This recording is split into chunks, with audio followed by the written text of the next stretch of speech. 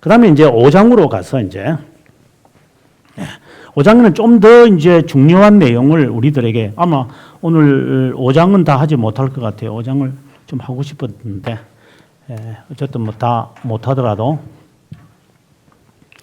하나님을 믿지 않는 이유가 무엇일까? 좀 더 본격적인 이야기를 칼빈이 하는 것 같아요. 크게 이제 두 가지를 하는데 믿지 않는 이유.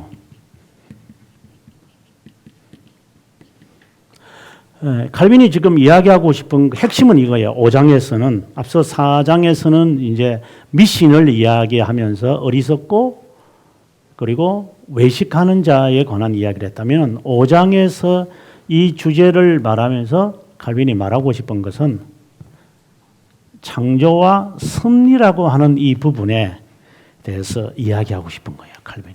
안에 지금 담겨져 있는 하나의 맥 같아요. 제가 읽으면서 이제 제가 답을 찾아가겠습니다만은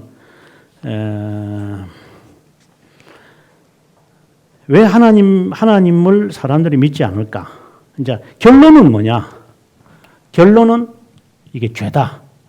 결론이 이렇게 내려요. 결론이 이렇게 내려지고 과정은 이렇게 갑니다.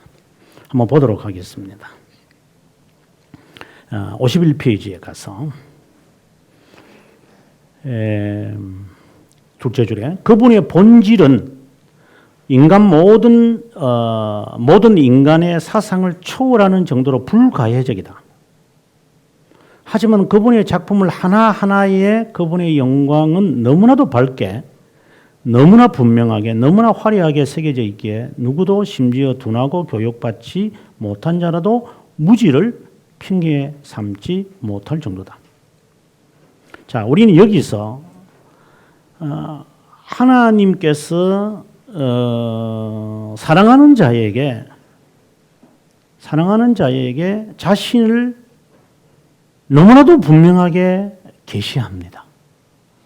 그런데 유기된 자는 이것을 받아 먹지를 못해요. 이게 여기에 깔려있는 하나의 복선이에요. 하나님의 자녀라면 하나님이 어떻게 했었든 그 사람이 하나님에 대하여 깨닫도록 하나님이 만들어가요. 하나님이. 어떤 방법을 통해서도. 하지만 유기된 자에게는 어제든지 유기된 자는 하나님께서 그렇게 깨닫게 하시지도 않겠지만 어쨌든 거절하게 됩니다. 그래서 스스로가 이제 핑계하지 못한 나는 못 들었다고 이야기 못하게 하실 것입니다. 그다음 내용도 이제 읽어보시면 이제 나와 있는데 각주 50번을 한번 보시기 바랍니다. 창조 시에 나타난 하나님의 계시의 효과는 인간의 죄로 인해 범죄들을 더 깊게 만듭니다.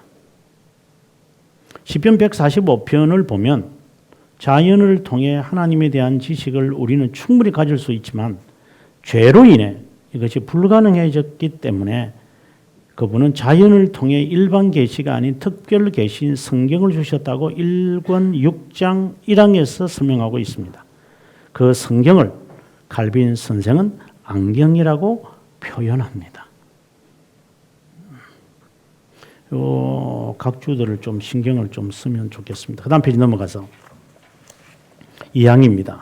하늘과 땅은 무수한 증거들을 통해 그분의 놀라운 지혜를 증명합니다. 이게 지금 창조 부분을 이야기하고 있는 내용이에요. 실제로 이게요. 이게 지금 창조를 이야기하고 있는 부분이에요. 그래서 그걸 알고 읽으셔야 될 거예요. 그것을 바라보기만 해도 알 수 있도록 많이 배우지 못한 자들에게도 분명히 나타납니다. 만일 어느 정도 교양을 갖춘 자라면 하나님의 지혜의 비밀적인 것들에 대한 깊은 통찰력을 얻을 수 있을 겁니다. 하나님은 인간 모두에게 자신의 지혜를 충분히 알 수 있도록 하셨는데 천체만 아니라 우리 몸의 구조를 보더라도 놀라움을 금치 못할 것입니다. 자, 이제 이 부분은 어떻게 보면 창조에 대한 이야기를 하고 있고, 그 다음 내용은 이제 자연스럽게 섭리 쪽으로 들어갑니다. 그 부분 이제 섭리 쪽이 한번 제가 읽겠습니다. 아주 중요한 내용이 나오는데 일부 철학자들은 인간을 신적 권능, 지혜, 선하심에 드문 표본으로 우리 마음을 점유하는 데 충분한 이적을 담고 있는 소우주라고 말하기도 합니다. 하나님은 우리 모두에게 멀리 계시는 분이 아닙니다. 하나님의 은혜에 대한 분명한 증거를 모든 자가 자신 안에 가지고 있기 때문에 그 다음에 문장이 아주 중요합니다. 하나님을 이해하기 위해서 자신 밖으로 나가야 합니다. 또 그분을 발견하기 위해 자신의 내면으로 내려가는 것을 증오하는 자는 용서받을 수 없을 겁니다. 여기서 증오하는 자는 뭐 자연스럽게 유기된 자겠죠. 이것은 자기 점검을 의미하는 것으로 하나님을 직면하는 동시에 자신의 죄성을 직면됨을 말합니다. 자, 여기서 첫째, 하나님을 이해하기 위해서 자신 밖으로 나가라. 하나님을 발견하기 위해 자기 내면으로 들어가라 이 말이거든요. 하나님을 발견하려면, 하나님을 이해하려면 자신 밖으로 나가고 하나님을 발견하려면 자신의 내면으로 들어가라.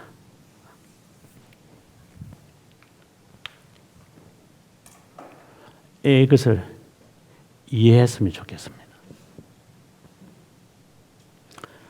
자, 하나님을 이해하려고 한다라고 하는 이 개념은 자신 밖으로 나가야 하기 때문에 하나님을 자신 밖으로 나간다는 것은 마치 안셀름이 우리에게 말하는 것 같아요. 하나님에 대한 존재 증명을 이야기하면서 자신에게서 나가서 하나님을 바라봐야 돼요. 자신의 카테고리에 머무르면 하나님을 이해 못해요. 하나님. 나에게서 나가야 돼요. 내가 갖고 있는 그 신념과 이것을 내려놓아야 돼요. 이거 안 내려놓으면 하나님을 이해 못해요. 이게 굉장히 강한 아성을 갖고 있기 때문에. 그 다음, 하나님을 발견하려면 내 안으로 들어와야 한다. 이것은 회개를 의미하는 건데 자신을 냉철하게 살펴야만 해요. 그러면 하나님이 어디에 계심을 알아요. 굉장히 칼빈이 제가 이 부분을 읽으면서 하고 그날 저녁에는 제가 잠을 못 잤죠. 읽다가 이제 충격이 오면 그때는 그날 밤은 이제 밤새는 거죠. 하나님 진짜 너무하십니다. 이 사람에게는 이런 것을 깨닫게 하시고 우리들에게는 이렇게 깨닫지 못하게 하십니까? 이런 엉뚱한 기도도 하면서 뭐 이러는데, 예. 이제 계속해서 읽어보면 이 말의 이제 의미가 좀 더 이해가 됩니다. 계속해서 읽어보겠습니다. 인간 이해를 초월하는 하나님의 놀라운 사역은 거울이 되어 우리가 그분을 알도록 합니다. 이것은 마치 창조만 아니라 섭리를 지금 이야기하려고 하는 내용을 지금 우리에게 지금 암시하고 있는 중에 지금 창조에서 지금 점점 섭리 쪽으로 가고 있는 중입니다. 그래서 이 모든 것을 통해 결국 하나님에 대한 지식, 존재를 인식하게 되는데 그것을 칼빈은 부성애라, 그분의 부성애를 맛보는 것이라고 설명합니다. 부성애. 그분의 부성애를 맛볼 때에야 비로소 그분을 사랑하고 경배하고 자발적으로 헌신하게 됩니다. 부성애란 개념은 기독교 강요를 이해하는데 이거는 이제 제가 그냥 붙인 거고요. 이건 그다음 내용은 제가 붙인 거고 요까지가 이제 이렇게 된다는까지가 이제 칼빈이 말하고 있는 내용입니다. 그러면 지금 부성애라고 하는 이것은 하나님을 아버지 하나님이라고 지금 우리가 이야기하는 거잖아요. 그래서 섭리 사상에서 알게 되죠. 이거는요. 그렇죠? 창조에서 아는 것이 아니라 부성애라는 개념은 하나님 섭리를 통하여서 하나님이 아버지라는 것을 깨닫게 돼요. 그래서 하나님에 대한 그 지식은 창조와 섭리를 통하여 알게 됨을 칼빈이 지금 말한 거죠. 지금 우리에게. 근데 조금 더 뒤에 가서 이제 뒤에 보면 좀 더 나오는데 55페이지에 가보면 이제 요걸 좀 더 이제 확대시켜요. 자, 어떻게 확대시키냐면, 자, 볼까요? 55페이지 6항에 보면 하나님께서 우리가 그분에 대한 지식을 갖도록 하기 위해 두 가지 사역을 하신다. 첫째, 창조. 그 다음 페이지에 넘어가서 56페이지, 그러니까 1권 5장 7항에 가서는 하나님의 통치, 요거는 섭리다 이 말입니다. 아시겠어요? 섭리. 하나님은 자신을 계시하는데 창조와 섭리를 통하여 한다. 자, 그럼 제가 정리해 볼게요. 지금 제가 정리하는 것은 꼭 적어 놓으셨다가 지금은 잘 이해가 안 되셔도 나중에 많은 지적인 충격이 좀 있었으면 좋겠다 생각입니다. 하나님의 이중지식이 있어요. 이중지식. 그게 우리가 아는 창조자 하나님과 그 다음에 구속자 하나님. 그죠? 이거는 우리가 잘 알고 있는 겁니다. 이 두 모습은 예수 그리스도를 통하여 나타났습니다. 근데 이 창조자 하나님, 요거는 좀 더 이제 좀 디벨롭을 시킵니다. 창조자 하나님과 구속자 하나님을 다른 말로 표현해 볼게요. 다른 말로. 창조와 섭리는 떼놓으면 안 돼요. 창조와 섭리를 떼놓으면 안 돼요. 그래서 그것을 아버지라고 이야기합시다. 창조자 안에는 아버지라고 하는 개념이 포함되어 있다 이 말입니다. 아시겠죠? 그 다음에 구속자 하나님을 뭐라고 표현할까요? 만약에 창조자 하나님을 아버지라고 내가 이렇게 대칭시켰다면 구속자 하나님을 뭐라고 집어넣으면 좋겠어요? 제가 그냥 답할게요.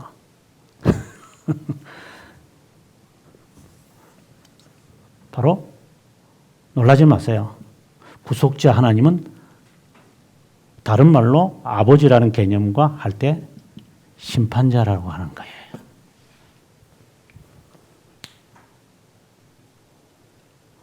제가 주일날 제가 설교를 했는데 설교에 보면 조피성에 대한 설교를 제가 했어요.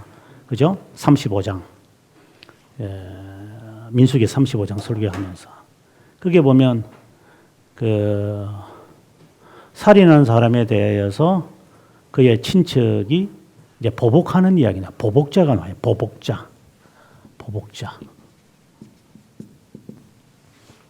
보복자가 바로 기업 물을 자예요. 기업 물을 자. 뭐예요? 구속자예요. 같은 개념이에요. 보아스, 룻에게서 보아스가 구속자라면, 기업 물을 자라면, 내 남편이나 내 친척이 살해를 당했는데 누군가가 나를 위하여 보복해 줄 사람이 필요하잖아요. 그 사람이 바로 심판자인 동시에 구속자 하나님이에요. 그래서 예수 그리스도, 즉 구속자 하나님, 구세주라는 그 개념 안에는 나를 대신하여 보복하시는 개념이 들어가 있어요. 이 개념을 파악하고 있어야 돼요. 구속자라고 하는 개념 안에는 나를 위해서 심판하실 분. 그래서 우리가 로마서 12장에 보면 심판을 내게 맡기라. 네가 심판하지 마라. 이렇게 나오는 거예요. 죄의 담당을 내가 할 테니까 네가 담당하려고 하지 마라. 네가 판단하려고 하지 마라. 내가 판단할게. 이렇게 다 나오는 거예요. 이게 구속자의 개념이 아버지라고 하는 개념을 파악을 했다면 동시에 구속자의 개념인 심판자, 보복자, 복수자 이 개념도 동시에 파악을 해야 칼빈이 나중에 하고 싶은 말은 하나님에 대하여, 즉 예수 그리스도에 관하여, 즉 하나님의 이중지식에 관하여 알고 있는 것이다. 이걸 모르면 구원과는 상관없다. 이 말입니다. 단순히 하나님의 부성애의 개념에만 집착해 있는 것이 아니라 나와서 구속자이면서 심판자라고 하는 것. 이 개념을 이해해야 시편의 다윗이 계속해서 하는 말이 심판해 주십시오, 하나님. 심판해 주십시오. 그럼 구속자라는 말을 거의 안 써요. 하나님, 저를 대신해서 저 아기들을 그냥 두시면 안 됩니다. 계속해서 그 말 하는 거예요. 그 다윗은 이 개념을 파악하고 있었던 거예요. 근데 우리는 그 본문을 읽으면서 이해가 잘 안 되죠. 왜? 구속자라고 하는 이 개념도 이해가 안 되지만 그것이 바로 심판자, 보복자, 복수자라고 하는 개념까지 연결이 안 되니까 그 시편을 읽어도 은혜가 안 되는 거예요. 이게 개념 파악이 안 되는 거죠. 근데 칼빈이 지금 그 이야기를 지금 여기서 이제 아까 제가 창조자 이야기하고 56페이지에 가서 섭리를 통하여서 보시면은 57페이지 가면이 이 말을 해요. 이제 그것만 읽고 우리 오늘 마무리를 하고 다음 시간에 계속해서 우리가 53페이지 하도록 하고요. 57페이지에서 한 7절에 이렇게 되어 있습니다. 7절보다 한 5절부터 읽어야 되겠네. 동시에 그분은 모호하지 않은 방법으로 선언합니다. 선한 자에게 복을 베풀고 궁핍한 자를 돕고 슬픈 자를 위로하고 고난을 풀어주고 모든 방면으로 안전을 보장하면서 그분이 무죄한 자의 보호자며 심지어 복수자임을 명시합니다. 이따금 범죄자들에게 벌을 내리지 않고 한동안 의기양양하도록 허용하고 무죄한 자가 불행 가운데 이리저리 끌려다니지만 안이 사악하고 불법적으로 억압을 받지만 그분의 모든 절차에 동일한 공의에 어떤 불확실성이 있었어가 결코 아닙니다. 이와 같은 추론이 나올 수 있습니다. 하고 이제 복수에 관한 이야기를 합니다. 그래야 이제 믿음, 그 다음에 이제 칼빈이 이제 계속 이제 이 주제를 끄집어 가는데 미래에 대한 묵상도 할 수 있고 그 다음에 믿음에 대한 개념도 알게 되어지고 죄에 대한 개념까지도 갖게 됩니다. 이래 되는 거예요. 그래서 죄라고 하는 것을 단순히 내가 크라임이라고 하는 것에 제한되는 게 아니라 이제 칼빈이 이제 계속해서 우리들에게 암시하고 제시하는 것은 하나님에 대하여 너무나도 알지 못하고 방지하게 행했던 것이 이 죄가 얼마나 크냐는 거예요. 단순히 십계명의 문자적으로 살인하지 않았다, 도둑질하지 않았다는 것에 머물지 않고 여호와 하나님에 대한 개념을 너무나도 잘못 알고 행했던 것이 얼마나 많을까. 이것이 곧 경건의 삶을 살지 못하게 하는 시작이었는데. 그래서 단순히 범죄하고 뭐 안 지켰고 율법주의자처럼 이런 개념이 아닌 좀 더 깊게 들어가서 그것 때문에 내 안에 담겨져 있는 종교의 씨앗을 그리고 저 사람들이 믿지 않는 거구나 하고 5장으로 이제 이야기, 서론의 이야기가 끝나는 거죠. 그래서 이 안에 앞서 제가 처음 시작할 때 그랬지만 앞으로 나올 모든 단어들과 개념들을 칼빈이 한쪽에서 이제 다 조금씩 이제 맛을 보는 거죠.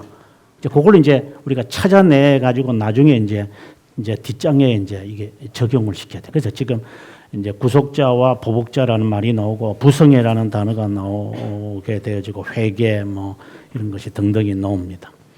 자, 아무튼 다음 시간에는 이제 1권 5장 4항 해서 5장을 끝내고 아마 6장까지 가지 않을까. 그래서 다음 시간에는 53페이지 하도록 하겠습니다. 기도합니다. 주여, 저희들을 불쌍히 여겨주시기를 원합니다. 주님께서 너무나도 분명하게 창조와 섭리를 통하여 말씀하시지만 저희들이 무지하고 또 동시에 다른 것을 하나님처럼 섬기다 보니 주님의 그 놀라운 사랑과 은혜를 깨닫지 못하고 그냥 무심코 지날 때가 너무나도 많습니다. 하나님 은혜를 베풀어 주셔서 이 큰 죄를 범하지 않도록 도와주옵소서. 우리의 신앙의 불균형이 어디에서 비롯되어지는지를 파악하고 정말 순전한 신앙을 고수해 갈 수 있도록 주님 도와주십시오. 우리를 끝까지 사랑하시는 예수님의 이름으로 기도합니다. 아멘.